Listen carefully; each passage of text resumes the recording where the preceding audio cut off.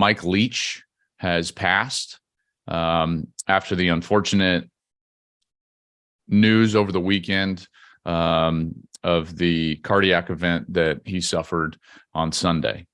Obviously, I knew Mike pretty well, and I just wanted to come on and give some perspective of what my thoughts are when I hear about this tragedy.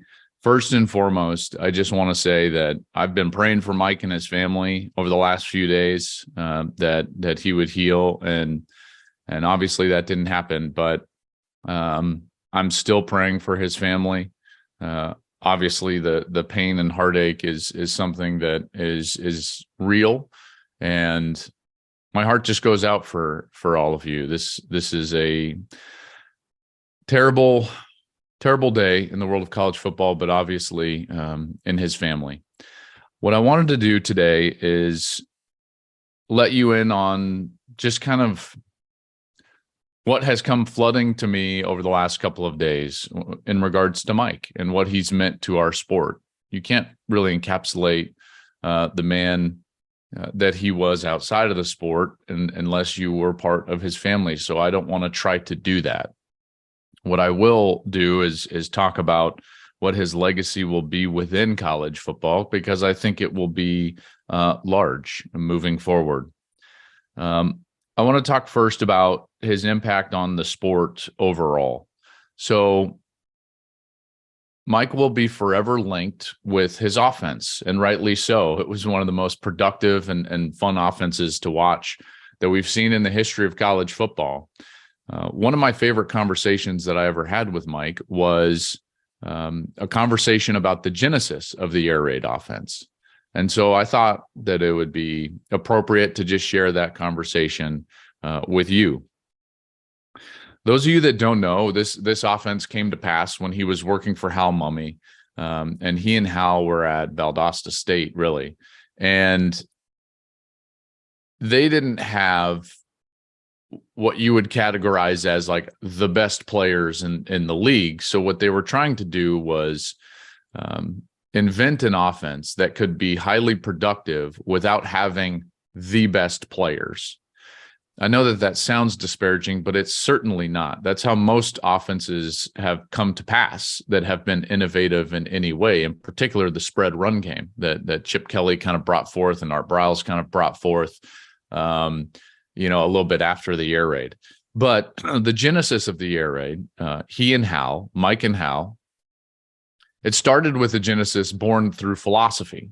How do we want to move the ball? What do we want our offense to be like? Because at the time, there was really only one or two ways that would be accepted to move the ball down the field. You could try to run the option.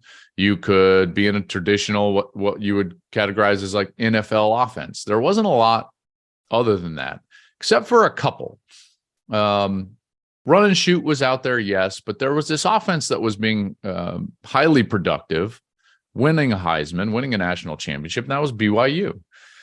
And so Lavelle Edwards and his vertical passing game was very unique in college football. Mike and Hal loved the thought of adopting that vertical passing game, but then there was also this other offense that they loved the philosophy of, although not the schematics. And that was the philosophy of the triple option, in that it didn't matter who was getting the production. Any one of the 5 skill position players could, really 6 with the quarterback, but 5 could produce. It didn't matter. It just depended on what the defense did on who was going to produce that day. So it wasn't necessarily player specific as it was defensive specific. And you would take what the defense gives. So there was this thought from Hal and Mike about the philosophy of the vertical passing game and the ability to attack the defense throwing the football. And yet, how do you build an offense that attacks via the air, but is not totally reliant on just a great wide receiver, and you can have 4 or 5 guys produce? And they built the air raid offense. And those were the 2 philosophies that were really foundational in terms of how they built it. They became very successful, obviously, and Mike would follow Hal to Kentucky, and Tim Couch would become a household name in college football. And at Kentucky, they played a young defensive coordinator on a great team that would win a national championship when Bob Stoops was the defensive coordinator at Florida. And Bob was an excellent coach. And Joe Castiglione, the athletic director at Oklahoma, needed to make a hire at Oklahoma and bring them back to prevalence. And he looked to Bob Stoops. Now, Bob Stoops had been in Kansas State under Bill Snyder, and he played at Iowa. There was nothing about Bob Stoops' past that would suggest that he wanted to move towards some spread up, passing attack style offense, except for the fact that he knew as a defensive coordinator that the most difficult offense to stop in the SEC at the time was Kentucky. And it was because they didn't have better players than Bob Stoops in Florida, but they were able to move the football. And it was maddening for Stoops. And so one of his first hires when he became the head coach at the University of Oklahoma was the offensive coordinator for the Kentucky Wildcats, Mike Leach. And that's the genesis of when the air raid offense really started to influence college football. And the reason is because at the time, it was a bit like the run and shoot. It was highly productive, but it hadn't won at the top level. Okay, you couldn't say that, hey, this is going to win a national championship. And while Mike didn't specifically win a national championship at Oklahoma, his production at OU in his first year as the offensive coordinator got him the opportunity to be the head coach at Texas Tech. And then in the second year under Bob Stoops at OU, the Sooners would go on to win the national championship. And that's when Josh Heupel was the quarterback. And that's when everyone thought to themselves, okay, this offense is legitimate. And then Mike Leach started putting up all sorts of numbers at Texas Tech.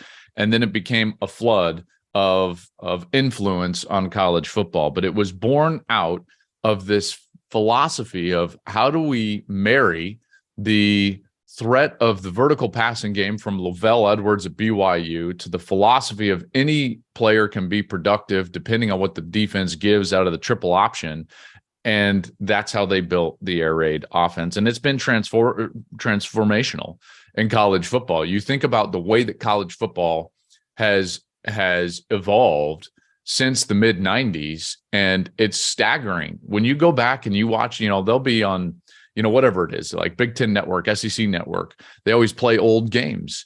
And you're looking at some of these teams and you're like, oh my goodness, like the game has changed drastically over the last 20 to 25 years. And I believe one of the biggest reasons is Mike Leach and the air raid offense. He made it okay to spread out, to play with 3 wide receivers on the field at all times, 4 wide receivers on the field at all times. He made it okay to throw the ball 60, 65, 70% of the time. Before that, it was totally unheard of. In fact, when I think of the last 20, 25 years and the evolution of the game, I don't think it's ever changed as quickly and as drastically as it has in the last 20 or 25 years. And there's really, to me, like 3 major moments or influences on that evolution in our sport. Mike Leach and the air raid offense is one of them, and probably the most prominent. The next one would be the spread running attack under Chip Kelly and what that's done to college football. And then the third one would be Vince Young winning a national championship, and that style of dual threat quarterback becoming what everyone wanted to chase. And every defense started to realize that, man, this is impossible to stop a guy like Vince Young. And so from that moment forward, what you got was this tug of war between, are we going to be the traditional NFL style offense, or are we going to be the spread zone read attack?